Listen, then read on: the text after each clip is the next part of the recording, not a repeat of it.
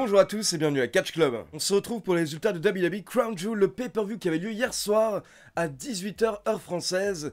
Et d'abord, quel kiff de pouvoir avoir les pay-per-view en fin d'après-midi, si seulement ça pouvait devenir une habitude. Donc comme d'habitude, je vais revenir sur tous les faits marquants de la carte principale, mais d'abord, il faut savoir qu'il s'est passé quelque chose lors du kick-off qui a démarré à 17 h, car dès le début du kick-off, nous avons les présentateurs qui nous annoncent que le main event, le match entre Roman Reigns et Brock Lesnar pour le titre universel, sera au final un no DQ match, un match sans disqualification. Mais au final, environ une demi-heure plus tard, les mêmes présentateurs nous annoncent qu'au final, la stipulation est annulée, car des officiels sont allés discuter avec Roman Reigns et avec Brock Lesnar, et ils ont dit qu'ils n'ont pas besoin d'un no DQ match, cette stipulation ne les intéresse pas. Donc pour le moment, impossible de dire ce qui s'est réellement passé, mais on dirait que la WWE était simplement en train de réécrire le show à la dernière minute, une heure avant le début du pay-per-view. Ensuite, lors du kick-off, on a également une interview de la personne la plus importante hier soir, Paul Heyman. Et c'est simple, Paul Heyman nous dit que ce soir, il va aller jusqu'au ring aux côtés du champion universel, Roman Reigns, et après le match, il retournera en coulisses aux côtés du champion universel. Mais cette fois-ci, Paul Heyman n'a pas précisé de nom, donc il pourrait retourner en coulisses aux côtés de Roman Reigns, ou aux côtés de Brock Lesnar. Et enfin, lors du kick-off, nous avons les Usos qui ont battu les membres du Hurt Business, Cedric Alexander et Shelton Benjamin. On enchaîne avec la carte principale et déjà quelques petites remarques.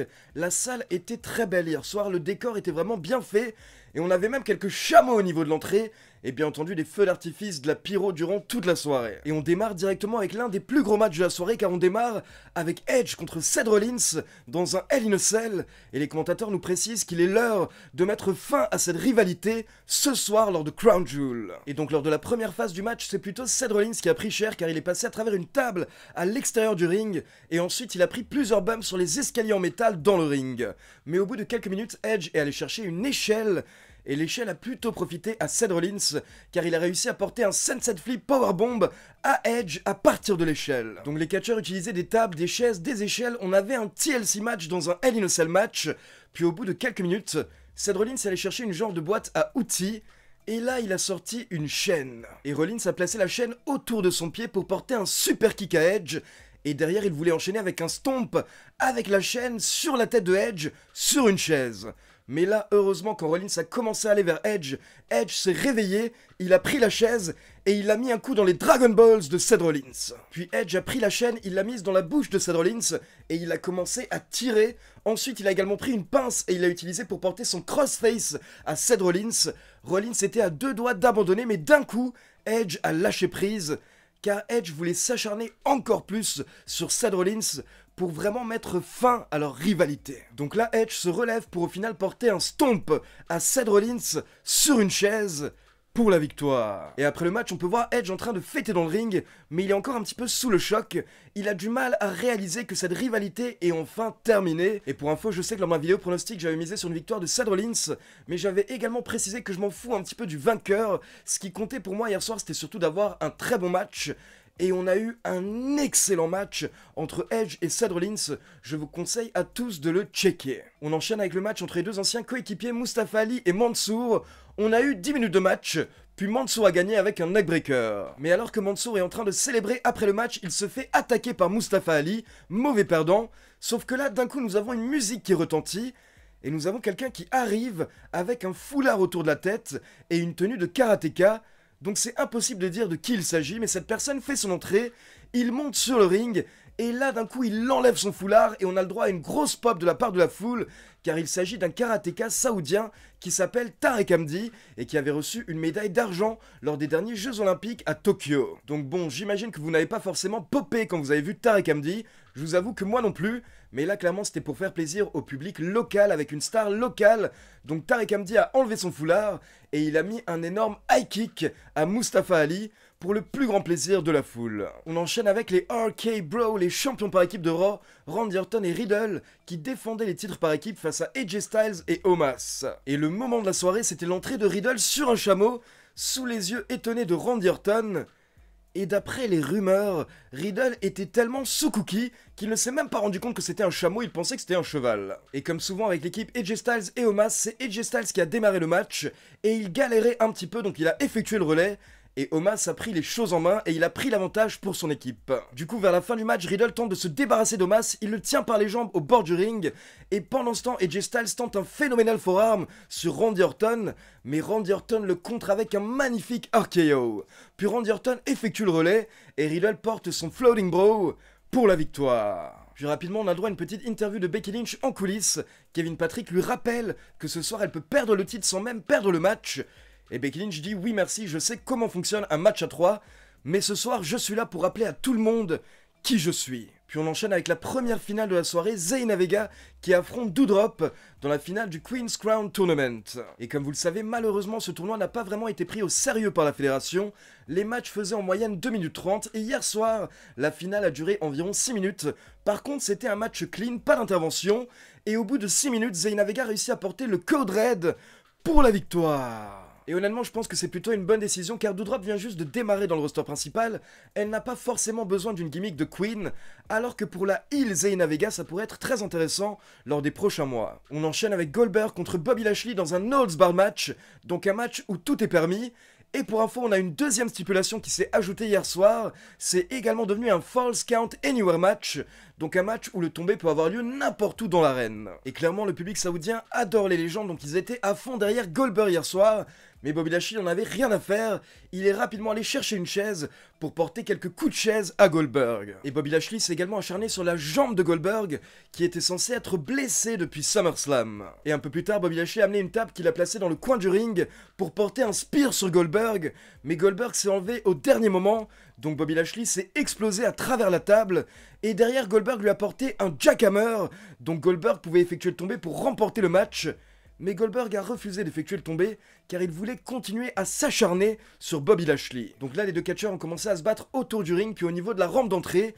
Et là, d'un coup, nous avons les membres du Hurt Business, Benjamin et Alexander, qui ont fait leur entrée avec des candlesticks. Et ils ont donné un candlestick à leur leader Bobby Lashley, puis ils ont tenté d'attaquer Goldberg, mais Goldberg s'est débarrassé d'eux assez facilement. Puis Goldberg a pris le candlestick, il a attaqué Bobby Lashley, et derrière il lui a porté un spear à partir de la rampe, et là les deux catcheurs sont tombés un peu plus bas, à travers des tables, et derrière Goldberg a effectué le tombé pour la victoire. Donc Goldberg remporte le match et je comprends totalement le fait que la WWE voulait faire plaisir au public local et à tous les fans de Goldberg. Mais honnêtement, j'aurais préféré une victoire de Bobby Lashley. J'ai quelques personnes hier soir qui m'ont dit que malgré tout, la victoire de Goldberg était logique. Mais en toute honnêteté, la victoire de Goldberg n'est pas du tout logique. Ce qui aurait été plus logique, c'est de faire gagner le catcheur qui est plus monstrueux physiquement, qui est plus jeune, et qui est également le dernier champion de la WWE et un des main eventers de la fédération, et un catcheur à temps plein actuel. Donc le choix logique aurait été Bobby Lashley, mais on connaît la WWE, qui aime bien mettre les légendes en avant de temps en temps. Ensuite, nous avons une publicité qui nous annonce que les Survivor Series auront lieu le 21 novembre 2021, puis on enchaîne avec la finale du King of the Ring, avec Finn Balor contre Xavier Woods. Et là on a eu un match correct d'une dizaine de minutes, mais c'était peut-être un petit peu court pour que les catcheurs puissent nous montrer de quoi ils sont réellement capables. En tout cas, au bout d'environ 9 minutes, Xavier Woods tente son finisher, sa descente de la cuisse de la 3e corde, mais Finn Balor le contre. Et derrière, Finn Balor tente son coup de grâce, mais cette fois-ci c'est Xavier Woods qui l'évite. Et là, Xavier Woods tente à nouveau son finisher, il porte sa descente du coude pour la victoire. Donc Xavier Woods est notre nouveau King of the Ring. Et après le match, on a Xavier Woods qui va chercher sa couronne et il dit à la caméra que c'était son destin. Je rappelle que Xavier Woods nous a répété ces dernières semaines qu'il rêve d'être le King of the Ring depuis qu'il est tout petit. Et à côté de ça, comme j'en avais parlé dans ma vidéo pronostic, une défaite supplémentaire ne fera pas vraiment de mal à Finn Balor au point où il en est. Mais à côté de ça, comme je l'avais dit lors de ma vidéo prono, je pense malheureusement vraiment que Finn Balor va dorénavant rester dans le mid-card toute sa vie. Il aura de temps en temps quelques opportunités en main event, mais par contre j'ai vraiment peur qu'il ne soit plus jamais champion universel ou WWE. Et donc derrière, on enchaîne avec 3 main events. On démarre avec Big E contre Drew McIntyre pour le titre WWE. Et on a eu un match intense, on a eu un match violent et le public était à fond dedans. Ils n'arrêtaient pas de chanter This is awesome et ils étaient surtout derrière Drew McIntyre. Et donc là, comme on est sur un match pour le titre WWE avec deux des plus gros noms de la fédération, il fallait montrer que ces catcheurs sont à un autre niveau. Donc par exemple, McIntyre a réussi à porter son Claymore Kick, mais Big E s'est dégagé avant le compte de 3 et Big E a également réussi à porter son Big Ending, mais McIntyre s'est également dégagé. Donc vers la fin, on était sur un échange de finishers et de grosses prises. Et là, McIntyre tente de porter le Big Ending à Big E, Mais Big E réussit à s'en sortir et au final, il porte le Big Ending une seconde fois à McIntyre pour la victoire. Et après le match, on peut voir Big E qui fête avec sa ceinture, il dit à McIntyre qu'il l'avait prévenu, mais en même temps il précise à McIntyre qu'il le respecte.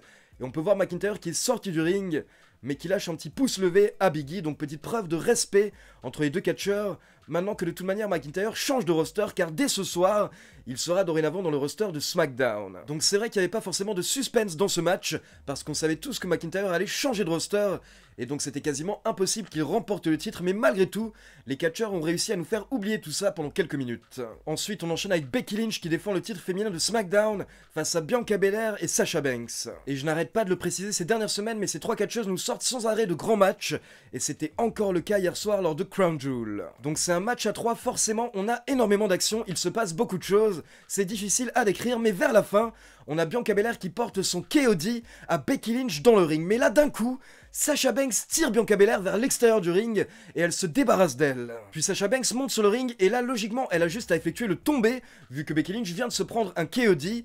Donc Banks va vers Becky Lynch, mais là Becky Lynch la surprend et elle lui porte un petit paquet pour la victoire. Et attention, Becky Lynch s'était aidée des cordes, elle tenait les cordes lors du tombé. Donc Becky Lynch a triché pour conserver son titre. Et donc juste une petite remarque par rapport à ce match, mais qui convient également pour le main event. Je vois beaucoup de personnes qui se plaignent par rapport au fait que les méchants trichent pour gagner. Mais il faut savoir que c'est une tradition en fait. C'est quelque chose qui se fait depuis toujours, depuis la nuit des temps, depuis plus de 100 ans. Pour qu'un méchant soit méchant, forcément, il faut qu'il fasse des choses méchantes, des choses que quelqu'un de mauvais ferait. Et donc forcément, de temps en temps, les méchants trichent pour gagner.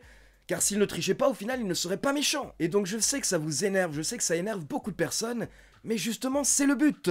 Quand les méchants trichent pour gagner, le but, c'est que ça énerve les fans et que ça frustre les fans, jusqu'à ce qu'un jour, on ait une victoire clean d'un gentil. De temps en temps, on a également des méchants qui sont monstrueux, ça existe, comme par exemple Brock Lesnar à l'époque, mais la plupart du temps, un méchant, ça triche, ou alors c'est une poule mouillée, et c'est pour cette raison qu'ils sont méchants. Puis on passe au main event de la soirée, le chef tribal Roman Reigns qui défend son titre face à Brock Lesnar, et bien entendu, Paul Heyman était aux côtés de Roman Reigns et au bord du ring lors du match. Et donc un petit peu comme lors du match entre Big E et McIntyre, rapidement, Roman Reigns a réussi à porter un spear, mais uniquement pour le compte de 2, et Brock Lesnar a également réussi à porter un F5, mais encore une fois, pour le compte de 2. Puis quelques minutes plus tard, Brock Lesnar tente un second F5 qu'il réussit, mais quand il jette Roman Reigns retombe en partie sur l'arbitre, et du coup à partir de ce moment-là, l'arbitre est KO. Donc là, Lesnar soulève l'arbitre à une main, mais il voit que l'arbitre ne se réveille pas, donc au final l'arbitre sort du ring, et quand Lesnar se retourne, il se prend un nouveau spear de Roman Reigns. Donc là, on se retrouve avec les deux catcheurs KO au milieu du ring. Et là, la caméra se tourne vers Paul Heyman. Paul Heyman est au bord du ring, et donc devant lui, à sa gauche, il a Brock Lesnar KO, et à sa droite, il a Roman Reigns KO. Donc là, Paul Heyman hésite. Il ne sait pas quoi faire, il réfléchit, mais d'un coup, il prend le titre universel et il le jette dans le ring, en plein au milieu du ring, entre Roman Reigns et Brock Lesnar. Donc on ne sait pas pour qui Paul Heyman voulait jeter la ceinture. Et ce qui est encore plus fort et bien joué de la part de la WWE, c'est que là Paul Heyman dit simplement « Tiens !» Tu sais ce que tu dois faire avec. Le problème, c'est que Paul Heyman ne précise pas de nom et que clairement, il a jeté la ceinture au milieu. Donc à ce moment-là, on ne sait toujours pas si Paul Heyman veut aider Brock Lesnar ou Roman Reigns. Et clairement, c'était fait exprès, c'était calculé. Car j'ai vu certains fans qui disaient non, non, regardez de près, Paul Heyman a clairement jeté la ceinture à Brock Lesnar, mais non, c'est totalement faux. Paul Heyman a clairement jeté la ceinture au milieu, sans faire exprès, mais tout ça a été calculé de la part de la WWE, c'est simplement pour garder le suspense intact. Et donc là, on se retrouve avec Brock Lesnar et Roman Reigns qui regardent tous les deux la ceinture, Lesnar qui lâche tout de même un petit sourire, comme si tout ceci était le plan, comme si tout ceci était prévu avec Paul Heyman. Et donc Lesnar tente de choper la ceinture, mais Roman Reigns tente également de la choper. Donc là, vous avez les deux catcheurs qui tirent la ceinture, mais quand Brock Lesnar se retourne, il se prend un double super kick de la part des Usos. Donc les Usos interviennent et derrière, Roman Reigns a le titre universel en main et il met un coup de ceinture au visage de Brock Lesnar. Et là, nous avons un nouvel arbitre qui arrive juste au bon moment pour que Roman Reigns puisse effectuer le tombé pour la victoire. Donc Roman Reigns conserve son titre et attention, après le match, on a la Bloodline qui remonte la rampe.